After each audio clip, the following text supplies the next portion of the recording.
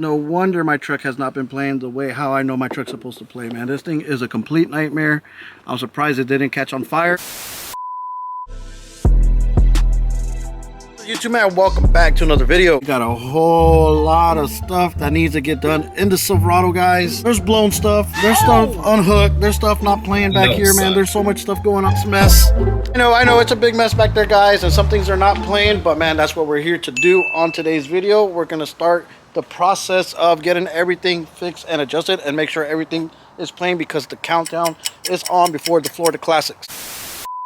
I actually didn't even realize that the Florida Classics is next weekend. The 17th, the 18th, and the 19th we will be in Orlando getting it. So we pretty much got all of this week to get stuff done and all of next week to get stuff done. And then the truck should be ready to go out there and flex for a full weekend. We have a lot of stuff that needs to get done, even though the truck is complete and everything, man, but there's still some stuff that needs to get addressed, and we need to make sure that the truck plays for long periods of time, because that's what it's all about, man. When we get out there, man, we got to be jamming like crazy, and we cannot let this thing cut out on us like that. We have to respect it at a nice little decent volume, but at the same time, man, we got to put in work.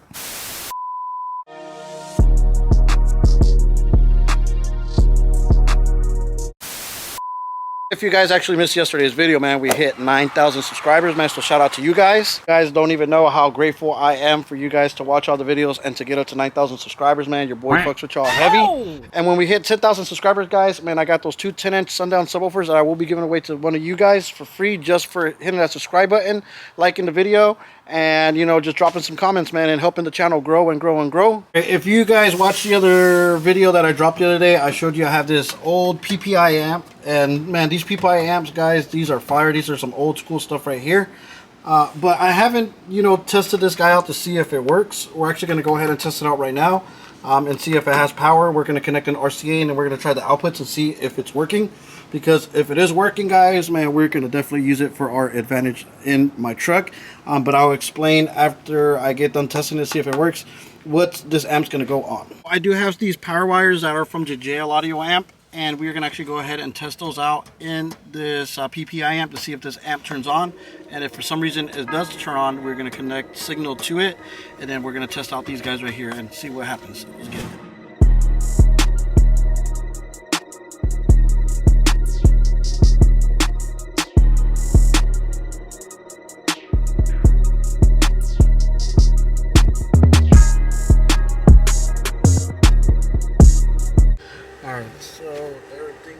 Those amps on, let's turn it on. Oh, we got a green light, man, that's awesome. Okay, so now let's go ahead and put some signal into this amp and see if it plays. And then if it plays, guys, I'm gonna explain to you what's gonna happen with this. So I just got an RCA ran from my EQ to the input of the PPI amp, and then I got just like a horn that I can just test out to see what happens right now. I'm just tapping it to each channel to see if we get vocal out, man. So let's cross our fingers, hopefully this amp works. Okay, so let's tap this guy to see if it plays real quick.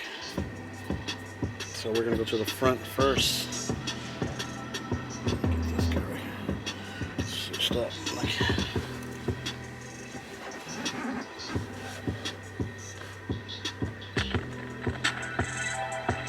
Okay, that one's playing.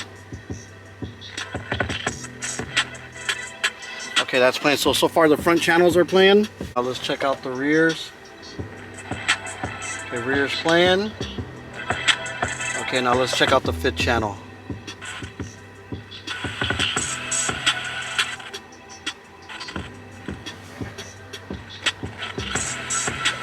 Dang, they're working. That's actually pretty good news, guys. It's really good news. Let me unhook this amp and tape up the power wires so they're not touching anything, and I'm going to tell you what this amp's going to be used for. Okay, this amp, you know, to be honest with you, it's been like hiding from me for almost like a year and a half already. The only problem that this amp is pretty big, but man, we can work around it. But let me explain to you, now that we actually tested the amp out and that we know that it works, I'm going to tell you what's the purpose going to be of it. So this is actually a 5-channel amp, guys, and it's actually going to come in pretty handy for what I actually got planned to do with this amp. I've been thinking about this all weekend to see how I can make it work, and I just needed to test it to see if it's going to work, and definitely it's going to work right now. One of the other videos that we dropped, man, we were testing out the JL Audio amp that we had in here.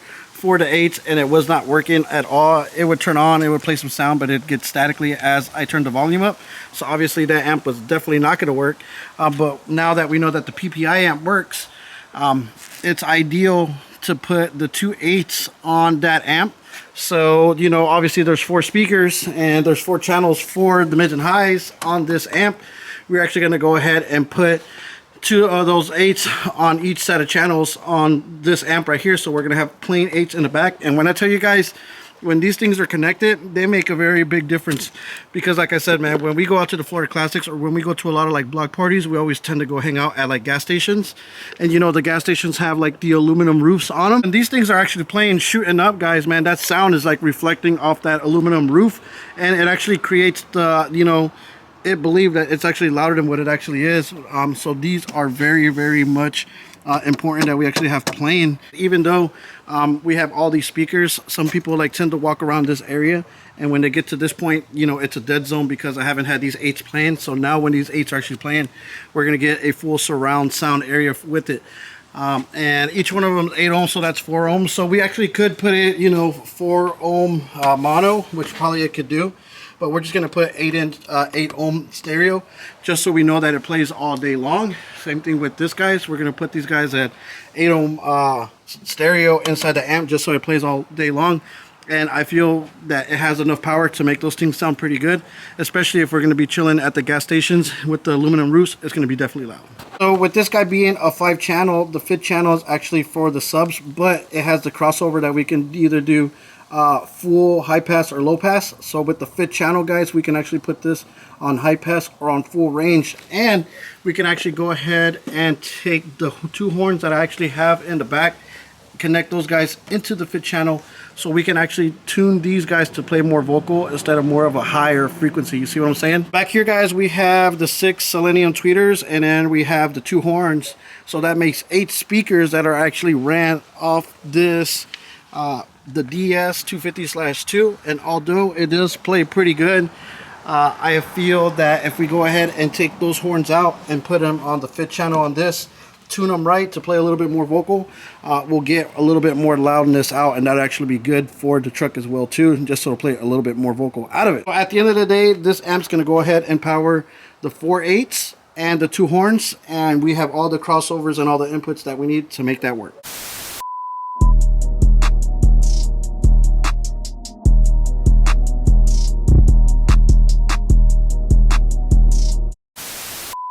One of the other problems that we actually had going on the other day is either the crossover took a shit, there's a bad RCA somewhere, or my inline converter is going bad. We're going to go and dig deep into that as well too. We're going to figure out what's going on with that, just so we can figure out what's going on with the crossover, and if we need to swap out RCAs, we will, just so we know what's going on and we don't have any failure when we're out and about trying to get that. Basically, in other words, guys, we're just going to basically rewire the truck because it's already been a year. And I am a little bit thrown off on what's going to what. So we're going to basically start off from scratch and just make sure everything's nice and neat. And I know where every RCA goes plugged into. And we may even draw a diagram just in case we need to, you know, later on in the future fix it. We already have the diagram to go off of. The only other problem with this amp, guys, it is rather big. You see what I'm saying? So I'm actually limited on space back here. But I feel if I take this crossover out, that amp can go in that space, and then I can go ahead and do that crossover right here if I have to, and take this line driver out, put the crossover there, and then the DS250 can actually stay where it's at. So, you know, we're going to make it fit no matter what, but we just need to go ahead and make sure that all the other things are fixed before we start, you know, wiring stuff on. And all these wires, guys, they're definitely going to get fixed. It is a mess back here. I'm not going to lie to you. Since one of the channels on the crossovers was not working, checking the EQ would probably be the first thing to go to, just because so it goes from input to the EQ, then input to the crossover. So if either there's a RCA that's not connected on the input or on the output as well too, that could be having failure to have those channels playing. You see what I'm saying? So we're going to check this EQ to see if it's connected good. Okay, so we almost got this guy out. Let's see what's going on. I don't think I've ever pulled this guy out. No, the connections are good. So this is good. You see the RCAs are connected. So now we need to dig a little bit more. Possibility could be that one of the channels is actually going out on the EQ itself, so we can actually just move it from from the front to the rear to see how it's working. But we'll do that here in a little bit. I'm gonna actually turn on the truck, play a little bit of sound, and just move the RCAs around to see if that works. Another thing that I actually want to try to figure out is what goes to what, just so I know for a future reference in case anything ever happens, I know where to go to. And we have so many RCAs back here, guys, that it's, you know, I know some of them are labeled, but they just have pretty much like front or rear on them or sub. So we definitely got to take the time and really figure out what's what.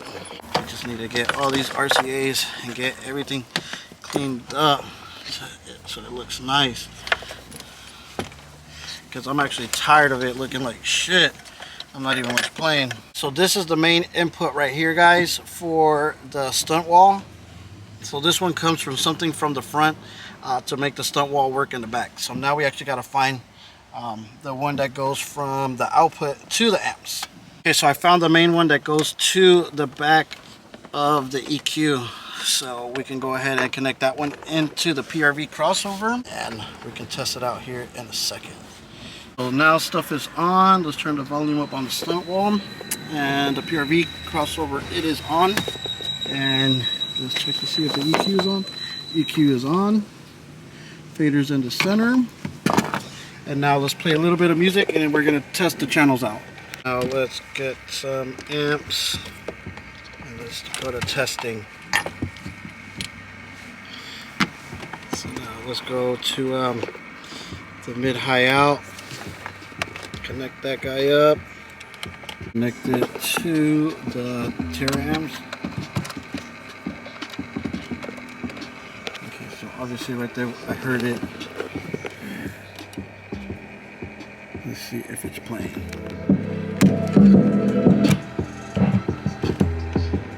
That one's not working, the mid-high out right out. Okay, so let's connect.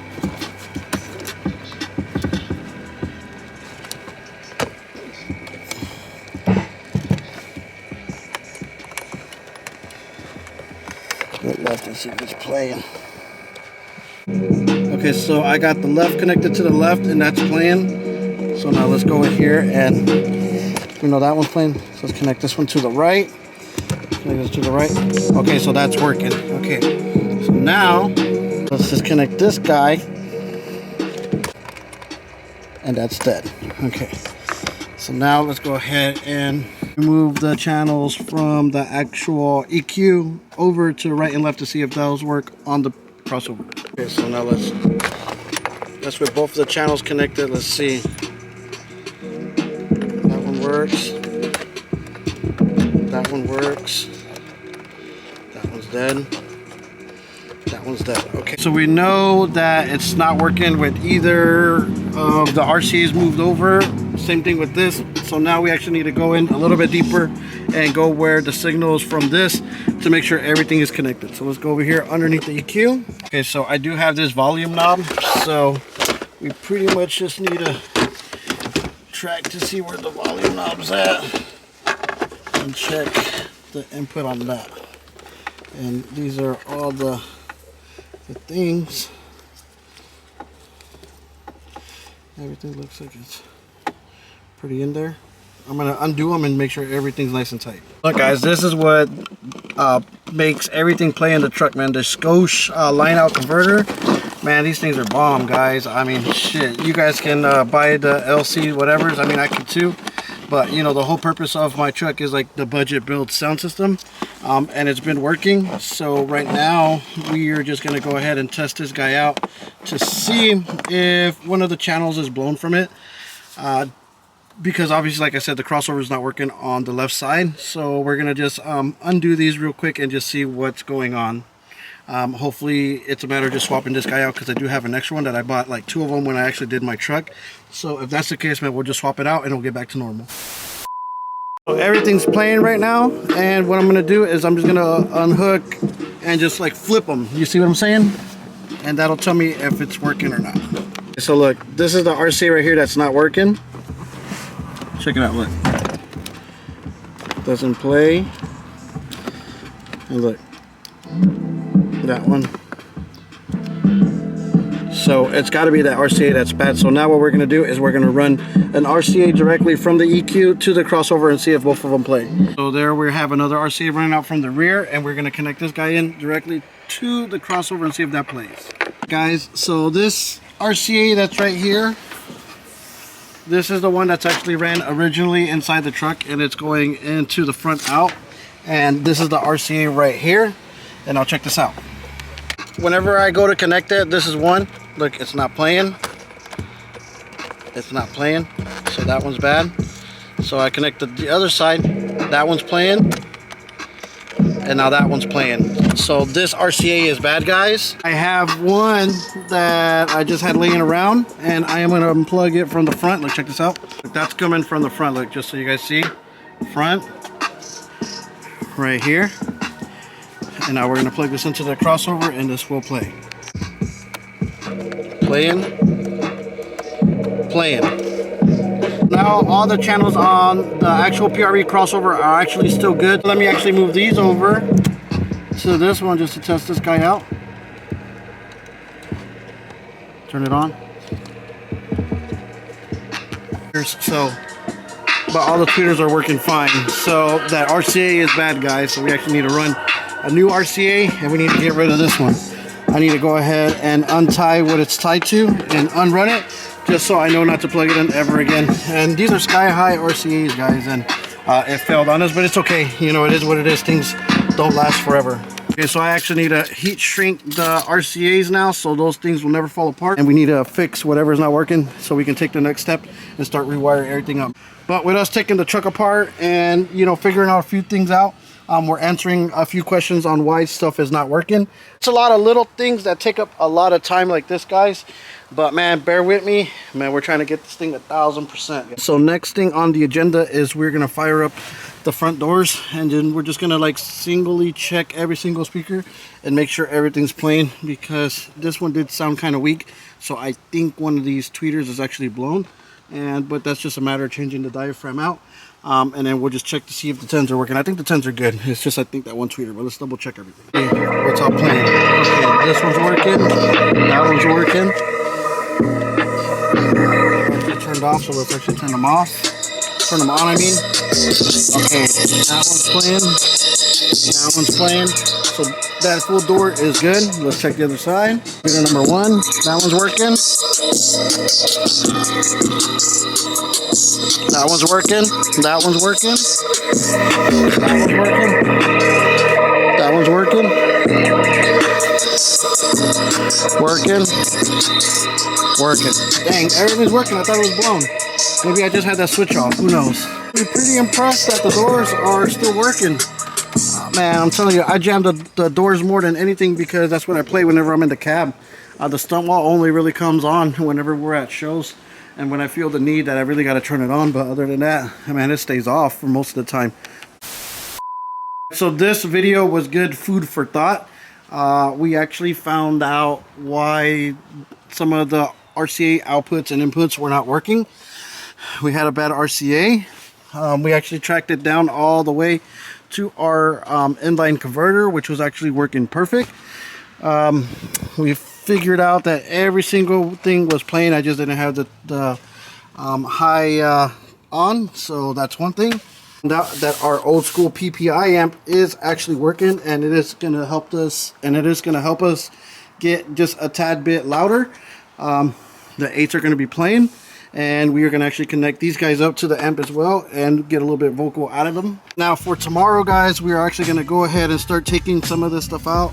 We're going to actually be putting the PPI amp in here. We're going to be mounting it, and then we're able to track wires, clean everything up, and just make sure that everything's wired in there nice and neat, and it's looking good, and it's turning on. And then once we connect everything on, the video after that, we'll go a little bit more deeper into tuning, and probably just take like one full day just like tuning. Once we actually figure out sound and make sure everything's playing and we're actually happy with it, we're gonna go ahead and do the ambient lighting. And like I said, I am gonna go right here on these joints. We're gonna do it blue along all those joints. We may even come down on the bottom of this blue and then glow that red. That's actually looked pretty good. I feel that people already played out like the chasing lights and LED lights, so you know, we're gonna do something a little bit different just to make it look a little bit more modern. Got a lot of stuff to do still. It's all a part of the process. We're trying to get done. We're trying to bang. We're trying to be loud, man. We're trying to do everything, guys. So definitely stay tuned, man. I appreciate you guys stopping by and watching the videos, man. You guys are doing awesome on the views. And definitely hit the like. I remember last time our goal was to do like 100 likes per video. So now, guys, let's actually do 200 likes per the video, man. It's time to step it up. So with that being said, man, I hope you guys have a good day. I gotta go pick up the kids from school. Then I'm gonna start to edit this video and drop it first thing in the morning for you guys. So stay tuned, subscribe to the channel, and I'll catch you guys on the next one.